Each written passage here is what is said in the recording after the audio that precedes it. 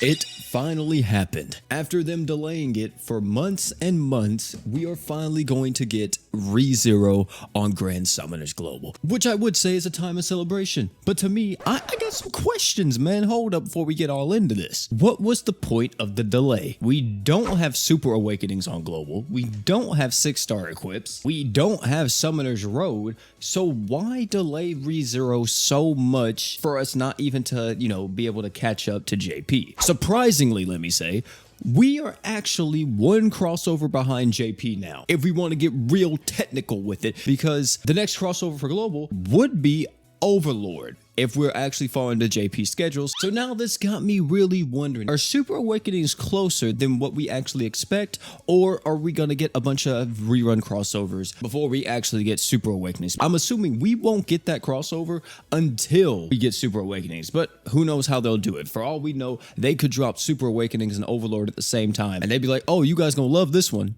Nah, don't do that, please. So yes, REZERO has been announced on Grand Summoner Global, but that's pretty much the end of it. We don't know if we're going to be getting the exact same buffs. We don't know exactly what's going to be coming, because it's kind of different compared to other times crossovers like this have came back. This was one of the first crossovers that came out during the Super Awoken period. So a lot of characters got a lot of changes that kind of fit that type of era, like they have 6-star equips and everything else. Me, myself, I don't think they're going to be doing the whole 6-star equip route. If anything, I think we're going to be getting the exact same buffs and modifiers and all of that, but we're just not going to get the 6-star equips for these characters until Super Awakening actually comes out, which is literally, I just don't understand why they delay it. Was it because the 6 stars? Because you can safely assume that all these characters are going to be having the exact same buffs for the most part, which means Emilia just gonna get better. That's all that means. It also means the girl Rim is getting actually a multitude of buffs. She's going to be hitting a lot harder, and she's also going to be having a lot more duration for like her attack buffs and everything. Rim's True Art is actually getting buffed, making her crit damage stacks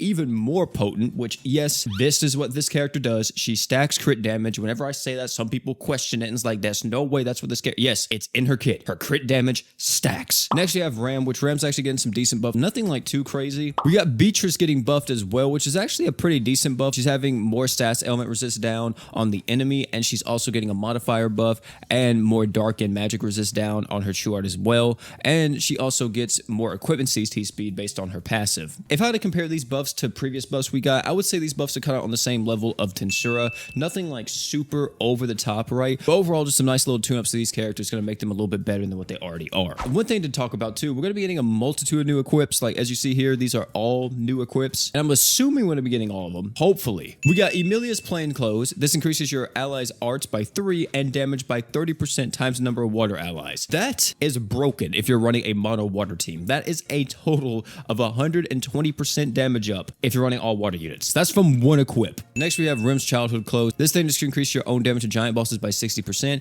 and the first time you use it, you increase your own arc gauge by 80. Hey, pretty solid to me. We have something for Ram here. This is a 5-star defense. Decent one here. We got some water resist and a heal. We got Beatrice Crown for the next one. I mean, pretty solid, increase own damage, increase dark allies damage, overall decent. Beatrice Clothes, a 4-star heal. Cures blind. I mean, even though it's only a singular cleanse, that right there could be useful at some points. Next, we actually have Subaru's cell phone. This is actually going to be farmable. It's a 5-star support. This is able to increase all allied demon, spirit, and god units attack and damage by 50%. I don't think this is going to be super crazy, but this could be really good in certain nukes and everything. So if we actually do get this, I actually recommend you do farm it. And if that wasn't enough, of course, it hasn't been stated yet, but I would assume we'll also be getting around 100 tickets for us to summon on the REZERO banner. And that's kind of it for what I wanted to show you guys right now. We'll talk more about the crossover, of course, as more and more stuff gets revealed to make sure that all this stuff is actually coming to Global. But if I was a betting man, I would safely bet that a lot of this will be coming to Global. Either way, though, that's going to be it for this video. Tell me down below what you guys think about REZERO. Tell me your thoughts, too. Do you guys have any idea why they would delay it for so long, even though they didn't delay it to 6 stars, which is what we all assumed was happening? Or is it possible that 6 stars are coming sooner than what we expect on Global? Either way, you guys let me know all that down below in the comments section.